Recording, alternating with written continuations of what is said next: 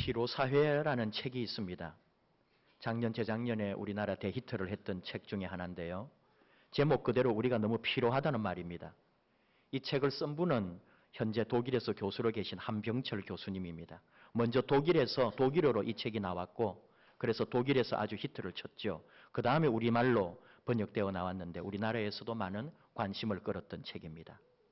한병철 교수님은 고려대에서 금속공학을 전공했는데 독일에 유학을 가서 철학, 독일 문학, 가톨릭 신학 이런 걸 공부했습니다.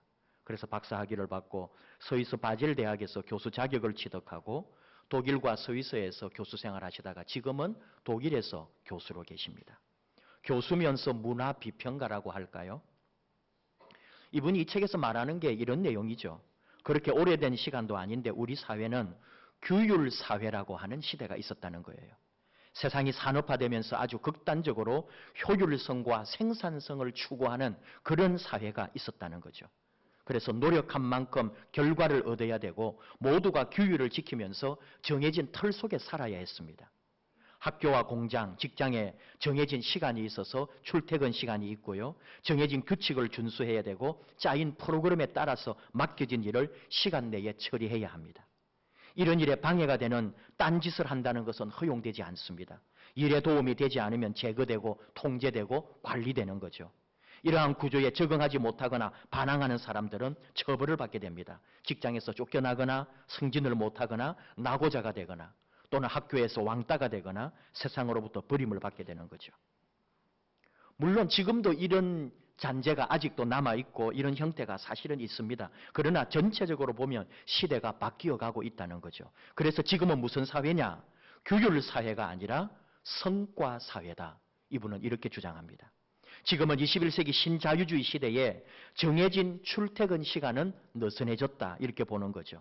많은 사람들이 기업이나 회사나 조직화된 사회에 매여 있는 게 아니라 1인 기업, 프리랜서, 자택근무, 자기경영 이런 식의 형태로 여러 다양한 시대가 되었다. 이렇게 보는 거예요. 물론 모두가 다 그렇다는 게 아니라 시대가 변했다는 얘기를 지금 하고 있습니다. 그리고 이 사회는, 이 시대는 우리에게 무엇을 주고 있느냐? 무한한 가능성, 넘치는 긍정성 이런 걸 우리에게 심어주고 있다고 보는 거죠. 누구든지 열심히 노력하고 실력 있으면 성공할 수 있다. 이런 희망을 이 시대가 우리에게 주고 있다는 거예요. 그래서 우리는 끝없이 성공이라고 하는 유혹에 노출되어 있는 거죠. 나는 할 수 있다. 우리도 할 수 있다. 나도 누구처럼 성공할 수 있다. 이렇게 되니까 우리가 근무 시간에 무엇을 했건 어떤 노력을 했든지 결과는 뭐냐 하면은 마지막 결과물, 성과가 무엇이냐 이것으로 평가받는 시대가 성과사회, 이 시대라는 거예요. 한마디로 어떻게 해서든지 성과물을 내놓아라, 결과물을 내놓아라. 이게 성공이다. 이게 우리 시대의 모습이다. 이런 얘기죠. 이런 성과사회에서 우리는 결과에 대한 압박과 불안을 느끼게 됩니다. 어디에서든지 마음을 놓을 수 없는 상태가 됩니다. 성과물을 내놓아야 하는 너무나 긴장된 압박감이 항상 우리를 누르고 있는 거죠. 그 결과 탈진합니다. 피로하고 질식할 것 같은 신경성적인 병의 증후군을 생산하게 되었다. 이런 말이죠.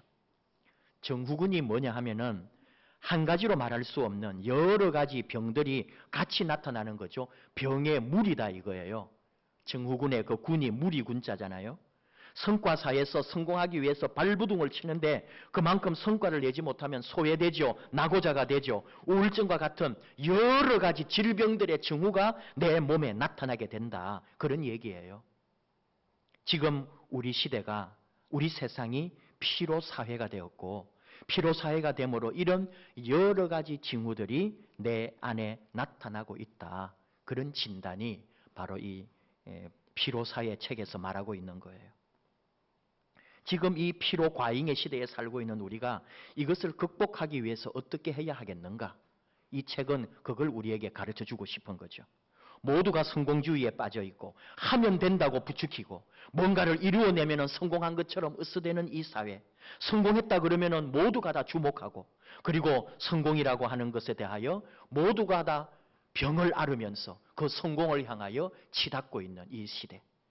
우리가 돌아보자는 거죠. 그런데 우리가 말하는 이 성공이라고 하는 게 결국은 뭐냐 하면은 더 많이 갖기를 원합니다. 더 많이 소유하기 원합니다. 더 잘 살기를 원합니다. 더 높은 자리에 올라가고 명성을 얻고 사회적 지위를 차지하기 원합니다. 그리고 또 뭔지 알아요? 세상의 유혹 가운데 빠져서 그 유혹을 맛보며 살려고 하는 우리의 모습이라 이거죠. 그런데 실제로 그런 사람들을 조사하고 연구해 보니까 모두가 다 그 삶이 행복하지 않다는 거예요. 내 인생이 제대로 살고 있지 않다고 생각하는 거죠. 성공하자고 죽자 사자 여기까지 올라왔는데 마지막 질문이 뭐냐면은 내가 잘했는가? 지금 나는 잘 살고 있는가? 정말 나는 행복한가? 하는 그 질문에 도달하게 된다는 거예요. 유감스럽게도 여러분, 교회에도 성공주의가 들어와 있습니다. 이제 연말이 되면은 교회의 숫자가 얼마나 늘어나고 교회의 재정이 얼마나 든든하고 예산이 그대로 집행되고 채워졌는가 이걸 물어보는 거예요. 그걸 우리는 교회 성장이라고 생각합니다. 한마디로 우리 성도님들이 얼마나 열심히 했고 헌금을 내고 또 교회가 하려고 했던 일들을 수행했는가. 근데 그게 중요한 질문은 뭐냐 하면은 그 모든 결과의 책임이 목사에게 있다는 거죠. 목사가 목회를 잘하면 성도가 늘어날 것이고 목사가 목회를 못했으면 헌금도 줄어들었을 거다. 그러니까 목표를 이루지 못했다면 그 모든 교회의 책임은 목사에게 있다. 이런 논리가 형성되는 거예요. 이런 의식을 가지고 있는 성도님들도 의외로 교회에 많이 있습니다. 그래서 피곤합니다. 목회자도 피곤하고 이것을 따지고 이런 목표에 집착하는 성도도 아주 필요합니다. 교회가 우리를 평안하게 하는 게 아니라 도리어 우리 모두를 힘들게 하고 피곤하게 하고 피로하게 해서 탈진하게 만드는 거죠. 여러분 아십니까? 모든 교회 목사님들, 심지어 대형 교회 목사님들, 1000명이 아니라 10,000명 이상 목회하시는 목사님들의 간증을 듣거나 그분들의 특강을 들으면 모두가 다 하시는 말씀은 이 말이에요. 교회가 작을 때 행복했어요. 200명, 300명일 때가 가장 교회 같았어요. 목사님들, 교회 너무 크면 안 됩니다. 그분들이 마지막 남기고 하는 메시지가 그거예요. 그런데 우리는 아직도 성공을 꿈꾸고 대형 교회를 꿈꾸고 교회의 숫자가 늘어나고 교회의 재정이 더 많아지기를 소망하는 거죠. 행복하지가 않아요. 재미가 없어요.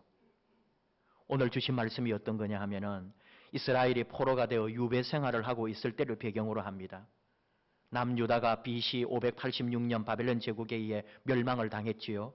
정확하게 말하면은 신바빌로니아 제국에게 이 남유다가 멸망을 당했습니다. 하지만 영원한 제국은 없는 법이죠. 내정 분열이 일어난 바벨론 제국은 한 왕권을 몰아내고 다른 왕권이 들어옵니다. 그러면서 나라가 내분으로 치닫게 되면서 아주 약화되는 거예요. 이때 서서히 등장하는 페르시아 제국이 주변을 점령하다가 결국은 바벨론 제국을 삼켜버리고 패권을 바로 페르시아 제국이 가지게 됩니다. 이렇게 하여 새롭게 제국이 된 페르시아가 그 고레스 왕이 식민지들의 민심을 얻기 위해 개혁 정책을 실시합니다. 첫째로 포로를 잡아오지 못하게 합니다. 그 앞에 제국들은 포로를 끌고 왔잖아요. 근데 도리어 포로를 각자의 고향 땅으로 고국으로 돌려보내는 거예요. 또 전통 문화를 인정해 줍니다. 각 나라의 식민지의 전통 문화를 인정해 주고 거기에다가 종교의 자유도 허용해 주는 거예요. 그러니까 식민지의 민심이 고레스 왕에게로 확 돌아가는 거예요. 심지어 바로 이 유대인들도 민심이 고레스에게로 돌아가서 심지어 어떤 사람이 생겼느냐. 유대인들 중에 고레스가 하나님이 보낸 메시아가 아닌가 할 정도로 고레스를 추앙하게 되었다 이거예요. 열광했습니다. 모세와 같은 지도자, 고레스 왕을, 이방 나라의 왕을, 우리를 다스리는 제국의 왕을 모세와 같은 지도자로 여기고 이 나라를 해방시켜줄, 우리에게 자유를 줄 그런 메시아처럼 고레스 왕을 바라보았다는 거예요. 여기에 대하여 이사야 선지자가 오늘 하는 말이에요. 그게 아니다. 너희 목마른 자들아 이리 오라.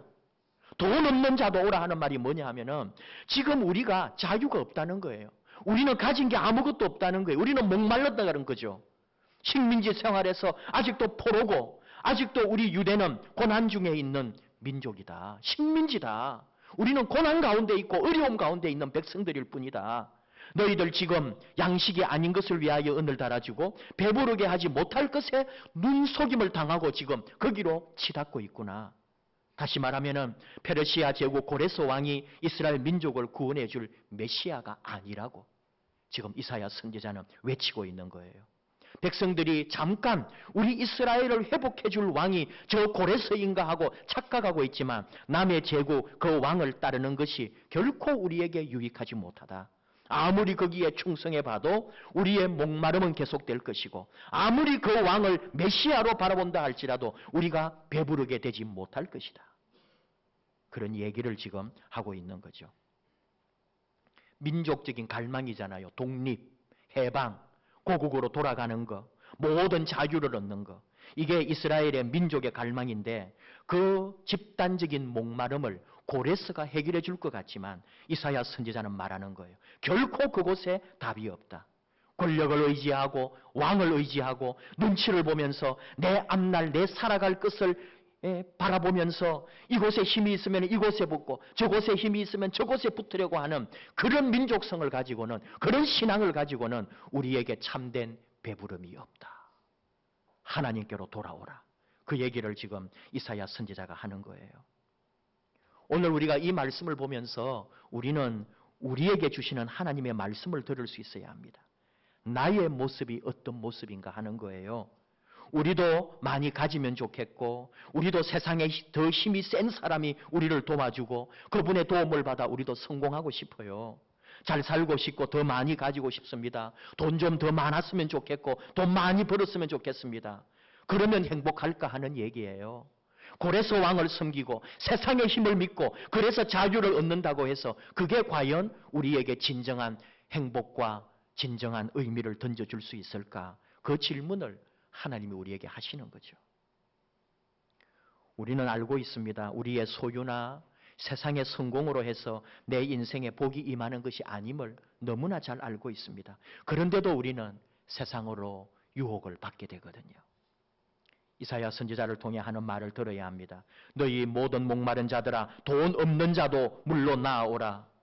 와서 사 먹되 돈 없이 값없이 와서 포도주와 젖을 사라. 내게 듣고 들을지어다. 그리하면 너희가 좋은 것을 먹을 것이며 너희 자신들이 기름진 것으로 즐거움을 얻으리라. 지금 무슨 얘기하고 있느냐 하면은 우리 유대 백성은 또 우리 바로 성도들은 영적 존재라는 거예요. 아무리 세상의 권력과 좋은 성공으로 채워주어도 그것으로 만족할 수 없는 영원히 목마르고 영원히 채워야 하는 그 무엇이 우리 안에 있다고 이사야 선지자는 우리에게 가르쳐 줍니다. 무슨 얘기냐 하면은 사람은 어쩔 수 없이 영적인 존재, 신령한 존재입니다. 하나님께서 아담을 창조하실 때부터 우리에게 불어넣으신 하나님의 생명이 있습니다. 창세기 2장 7절 여호와 하나님이 땅의 흙으로 사람을 지으시고 생기를 그 코에 불어넣으시니 사람이 생명이 된지라. 땅의 흙으로 지을 때는 그때 그 모습은 한 동물에 불과해요. 만약에 우리가 그렇게 끝났다면 우리는 동물처럼 살아가고 지금 동물처럼 살아도 됩니다. 약육강식의 사회로 힘 있는 자가 더 많이 차지하고 약한 자를 누르면서 우리가 이 세상을 동물처럼 살면 되겠죠. 그렇게 끝나면 되겠죠. 그런데 사람에게는 하나님께서 하나님의 영을 불어넣어 버리셨다는 거죠. 이때부터 사람은 하나님을 떠나서 살 수 없는 영적 존재가 되었습니다. 세상에는 아직도 하나님을 모르는 사람들이 있거든요. 우리가 알아야 합니다. 아직까지 그들이 하나님을 모를 뿐이지 하나님이 그 속에 계시다는 것을. 내가 왜 이러지? 내 인생을 왜 이렇게 살지? 언제까지 내가 이 모양으로 살아야 해? 끊임없이 모든 사람은 자기 안에서 자기를 흔드는 영의 움직임이 있어요. 외면하기도 하고 거부하기도 하지만은 평생 결코 사라지지 않습니다. 그의 마음을 울리는 울림이 끊임없이 인생길 가운데 다가오는 거예요. 아직도 그것이 하나님인 줄 모를 뿐, 아직도 그것이 성령님의 외침인 줄 모를 뿐, 모든 인간은 그 속에 영의 움직임이 있단 말이에요. 왜? 하나님이 우리 안에 생명의 하나님의 숨결을 불어넣어 놓았기 때문에. 그렇기 때문에 우리는 이 세상의 것으로는 아무리 채워도 채워지지 않는 그 부분이 있다 이거예요. 우리는 그렇게 만들어졌기 때문에 아무리 좋은 것으로 성취하고 아무리 좋은 것으로 세상에 성공을 했다 해도 내 안에 빈 터가 있고 공허한 그 자리, 하나님의 영으로만 채워야 하는 그 빈자리가 있다는 거죠. 예수님이 사마리아 우물가에서 만난 여자를 잘 아시잖아요. 남편이 5명이 있었습니다. 그런데 지금 살고 있는 남편은 또 정식 남편이 아닙니다. 6번째 남자입니다. 당시에는 많은 질병과 전쟁으로 남자들이 많이 죽었어요. 그래서 남자가 귀하고 나라에서도 여자가 공식적으로 2번 결혼할 수 있도록 허락을 해줄 정도로 남자가 귀했습니다. 우리 남자들이 그때 태어났어야 되는 거예요. 근데 여러분 아무리 그래도 남편 5은 좀 지나치지 않습니까? 이 여자를 예수님이 그 마음속을 꿰뚫어 보신 거죠. 이 여인 속에는 근본적인 목마름이 있는 거예요. 여자도 몰랐습니다. 자기 안에 채워지지 않는 영적 갈망이 있다는 것을. 그녀는 그걸 찾으려고 세상에서 찾아 헤맸고 남자들을 통해 무엇인가를 만족하고 싶었다. 이렇게 해석하는 학자들이 있죠. 그래서 많은 남자를 통해서 자기가 뭔가 해결하고 만족을 얻기 원했지만 그는 남자들을 통해서도 그가 얻으려고 하는 그 안에 채워지지 않는 그 기갈을 해결하지 못했습니다. 왜냐하면 영적 갈증이란 것은 세상을 통해서는 절대로 만족할 수 없기 때문에 오직 예수 그리스도를 만나야만, 예수님이 그 속에 파고 들어올 때 그 속에 참 만족이 이루어지는 거예요. 사마리아 여인은 예수님을 만나서 완전한 만족, 그가 인생에 마지막 얻지 못했던 답을 얻는 기적을 체험하게 됩니다. 이것이 진짜 인생의 성공이라는 거예요. 세상에 좋은 것으로 차지한 그게 성공이 아니라 예수님을 내 안에 채울 때, 그리고 내 안에 비어있던 그 공허한 자리를 영으로 채울 때, 그것이 내 삶의 진짜 만족이고 진정한 성공이다. 오늘 이사야 선지자를 통해 하나님이 우리에게 주시는 말씀이죠. 여러분도 들어보셨을 거예요. 요즘 교회가 약해지고 있는 게 사실입니다. 사람들이 교회를 떠나는 게 이게 실제 상황입니다. 그런데 조사를 해보면요, 종교를 찾고 종교 생활을 하려고 하는 사람들은 많아지고 있습니다. 그게 지금 통계예요. 그런데 종교를 찾는 사람들을 또 조사해 보니까 거의 대부분이 종교를 갖는 이유가 내적인 평화를 위해서다. 이렇게 나옵니다. 사실 몇십 년 전만 해도 여러분들도 그렇고 어쩌면 저도 그렇게 배웠고요. 교회에 다니는 사람들, 심지어 다른 종교를 갖는 사람들이 종교 생활을 하는 이유가 뭐냐 하면은 지금 현세적 복을 받기 위해서 교회를 다니고 절에 다니고 종교 생활을 했다 이거예요. 그런데 지금은 다릅니다. 지금 종교 생활을 하고 종교를 찾는 사람들은 거의가 다 깊은 영성의 체험, 내적인 고요와 안식이 종교를 찾는 목적이라고 그렇게 통계가 나와요. 조금 더 설명을 해보면 허무하고 답답하고 분주하고 위기감이 있고 불안하고 갈등하고 자아를 상실하고 우울하고 이런 문제를 종교를 통해 해결하겠다고 종교를 찾는 거예요. 그냥 겉으로 보면 아주 좋은 것 같습니다. 그런데 우리는 이걸 뭐라고 하냐면은 유랑하는 종교심이라고 불러요. 뭐냐 하면은 종교를 유랑하면서 찾아다니는 겁니다. 교회, 성당, 절, 단전호흡, 기공체조. 나에게 더 도움이 되고 나를 붙잡아줄 대안이 생기면은 언제든지 찾아가고 종교를 택하고 선택하고 바꾸겠다는 거예요. 종교를 찾는 게 어떤 하나의 진리를 구도하는 게 아니라 내 삶에, 내 인생에 어렵고 힘든 문제를 돌파해 나가겠다고 자유롭게 종교를 택하면서 유랑하는 거예요. 그런데요, 그렇게 찾아다닌다고 해서 그 안에 진정한 목마름이 해결되지 못하는 거예요. 그래서 많은 종교와 사상과 오늘날 유행하는 갖가지 기공 이런 것을 찾아 헤매고 다니는 거예요. 오늘 이사야를 통해 주시는 말씀처럼 너희가 어찌하여 양식이 아닌 것을 위하여 은을 달아주며 배부르게 하지 못할 것을 위하여 수고하느냐. 배가 고프니까 양식을 사는데 진짜가 아닌 것에다가 돈을 다 쓰다 보니까 결국은 진짜는 차지하지 못하게 되는 거예요. 이게 바로 우리 피로사회. 성과주의에 매여가지고 배부르게 못할 것에 내 땀과 수고와 힘을 다 쏟아버렸는데 정작 내게는 진짜는 없는 거예요. 진짜 목마른 거, 진짜 이 목마른 해결하는 답이 무엇인지 그 길을 우리가 찾지 않고서는 우리 삶의 진정한 만족이 없는 거죠. 저는 오늘 저의 신앙 고백 같은 이야기를 들려드림으로 저와 여러분이 작은 답을 찾을 수 있기를 원합니다. 저는 교회가 좋습니다. 태어나면서부터 교회 다녔습니다. 제가 걸음마를 시작하고 처음으로 노래를 배우거나 부르고 사람들과 함께 뛰놀았던 곳이 교회입니다. 그래서 교회는 저에게 어머니 품이고 교회는 고향 같고 교회는 저에게 안식을 줍니다. 저는 교회에서 무슨 기적을 체험하고 교회에서 놀라운 일을 경험하려고 하는 게 아닙니다. 그런 일이 일어난다면 그건 인생에서 덤으로 얻게 되는 귀한 선물이고 복된 일이겠죠. 그런 기적과 능력 때문에 교회를 좋아하는 게 아니라는 말입니다. 교회에서 기적이 일어나지 않아도 저는 교회가 좋습니다.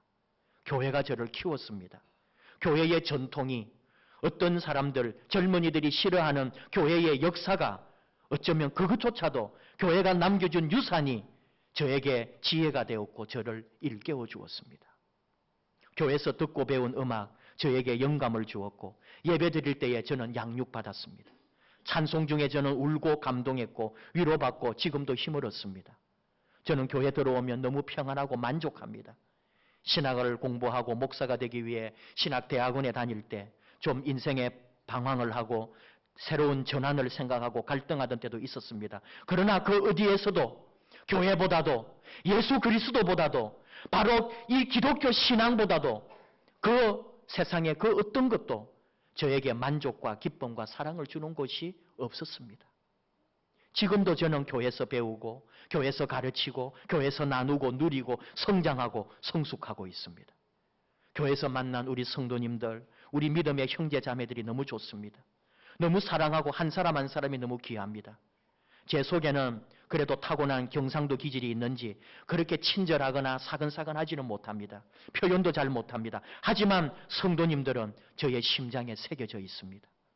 제 소원은 하나뿐입니다. 우리 성도님들이 건강하고 성도님들이 넉넉하고 성도님들이 잘 되는 것 외에 제 소원은 아무것도 없습니다. 저는 알고 있고 믿고 있습니다. 우리 성도님들이 잘 되면 내가 잘 되는 것이고 우리 성도님들이 성공하면 내가 성공하는 것이다. 그래서 저는 이렇게 꿈꿉니다. 나에게 교회가 그러하듯이 우리 성도님들도 제가 믿고 제가 사랑하고 제가 살아가고 제가 배우고 느끼고 울고 웃고 함께하는 그 교회가 똑같은 교회 되기를 축복합니다. 이스라엘 백성들이 포로생활, 식민지생활 하다 보니까 지금 당장은 자기들에게 먹을 것을 주고 해방을 시켜줄 이방나라 고레스 왕을 메시아인 줄 알고 착각했다 이거예요. 오늘 우리 삶이 지금 힘들고 어렵다 보니까 이 세상의 성공이, 이 세상에 좋은 것이, 이 세상에 나를 만족해 주는 게 그게 좋은 것 같아서 끊임없이 따라가지만 그게 우리에게 진정한 만족을 주지는 못한다 이거예요. 이스라엘 백성들이 고레스 왕을 숭상하려고 했다니까요. 그러니까 이스라엘 이 백성들을 향하여 이사야 선지자가 그게 아니라고, 그게 진짜가 아니라고, 거기에 너의 힘을 뺏기지 말라고, 돈 없어도 된다, 값을 지불하지 않아도 된다, 하나님께로 돌아와라. 너희의 진짜 갈망, 너희 안에 있는 그 허무와 질병을 날려버릴 진짜는 어디 있느냐? 오늘 말씀의 2절에 있어요. 내게 듣고 들을지어다. 하나님의 말씀을 듣고 하나님의 은혜 아래 들어와서 하나님과 함께 동행하라. 3절에도 말씀합니다. 너희는 귀를 기울이고 하나님의 음성에 귀를 기울이고 내게로 나와 들으라. 하나님의 말씀을 들으라. 그리하면 너희의 영혼이 살리라. 너희의 그 갈급하고 너희의 그 메마르고 너희의 채워지지 않는 그곳에 바로 하나님께서 채워주시고 말씀으로 채워주시고 하나님의 은혜로 함께 하실 거다. 하나님이 너희를 위하여 영원한 언약을 맺어주신다. 하나님의 선물을, 하나님의 영원한 동행에 그 언약을 맺어주실 거다. 저는 이것을 오늘 우리 교회로 다 연결해서 생각했습니다. 우리 함께하는 우리 교회, 우리 마음과 사랑과 보람과 성장과 성숙이 오롯이 배어있는 이 교회, 바로 이 교회가 우리에게 소망이 되고 우리의 만족이 되고 우리의 기쁨이 되기를 축복합니다. 더 소중한 것은 우리 교회의 주인이 바로 주 예수님이라는 것. 그 예수님 외에는 어디에도 그 무엇도 나를 참 나로 만들어줄 곳이 없어요. 내게 참 만족을 줄 것은 예수님 외에는 없어요. 살아갈수록 예수님을 더 사랑하고 하나님 말씀이 너무 달고 오묘해서 그 말씀 앞으로 나아가고 나이 들어갈수록 내가 몸담고 내 인생을 다 바친 이 교회가 더 소중해서 세상의 그 어느 것과도 비교할 수 없는 만족이 되는 교회. 내 기쁨, 내 은혜, 내 감사, 내 목마름이 다 해결되는 교회. 이 교회의 주인 되신 우리 예수님과 함께 여러분, 저와 여러분, 우리 안에 있는 모든 힘들고 어려운 거, 목마르고 메마른 거, 바로 예수님을 통해서, 바로 교회를 통해서 우리에게 영원한 배부름, 영원한 만족, 영원한 해갈이 있기를 주님의 이름으로 축복합니다. 기도하십시다. 하나님 아버지, 감사합니다. 무엇인가가 목말라서 세상을 사노라고 살았지만 무엇인가 내 안에 참 만족이 없어서 도리어 내 안에는 병들고 신경증적인 무엇인가가 나를 괴롭히는 인생, 바로 그곳에 우리 주님이 오셔야 할 자리임을 압니다. 힘들고 연약하고 돈 없고 가난한 저희들 오라 하시는 하나님, 바로 이곳 주님의 교회에서 그 영혼의 만족을, 영혼의 배부름을, 영혼의 가람을 치유받게 하여 주시옵소서. 오직 주님만이 우리의 만족이 되시고 주님을 소유함이 참 성공이 되게 하시옵소서. 오늘도 이렇게 주님 앞에 왔습니다. 주님과 동행하며 주님과 함께합니다. 주님의 교회, 주님과 함께 영원한 만족과 영원한 기쁨과 감격으로 오늘 이 세상을 진정으로 승리하는 복된 주님의 제자들 되게 하여 주시옵소서. 예수님의 이름으로 기도하옵나이다. 아멘. 찬송가